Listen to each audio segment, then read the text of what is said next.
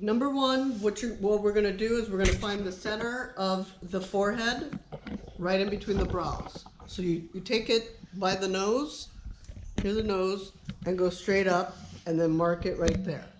Okay? Number two, you're gonna take the alar, which is right here in the middle of the nose, the top, and you want to cross over on the tear ducts up to the brow, and you mark number two. That's the inside of the brow. Number three is the alar to, you have them keep their eyes open, you look at their pupil, and it'll be right on the outside of the pupil and we're marking the top of the arch of the brow, right here. So mark it right there. Number four is from the alar. You take the outside of the eye and you mark it, and that would be the end of their tail. Okay. Number five, you want to get the bottom of their eyebrow. Where do you start? From the bottom of their eyebrow, and you will make a line right there across to match both sides. Number six would be the top. Where would be the top of their brow? So make a line right there, and that will be 2 lines, which measures the thickness of their brow.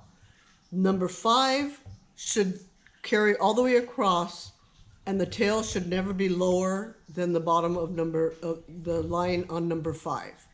Should not be lower. The tail would not go further down than right here.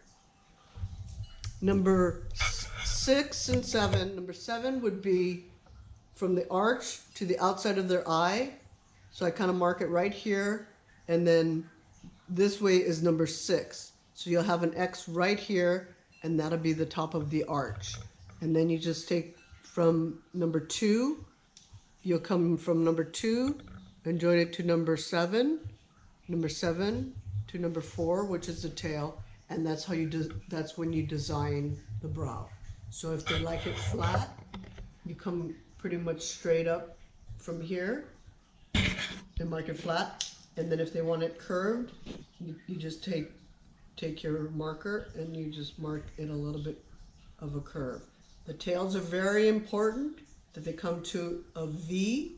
So sometimes I'll take my needle and I'll take it from the tail and come upward like this, like a V, and then come inwards a little bit more with a V. The tail has to be crisp and to a point. That's how I get it to a point. Okay, so please subscribe to our channel if you're interested in Microblading Academy industry and learning more innovative and educational ideas.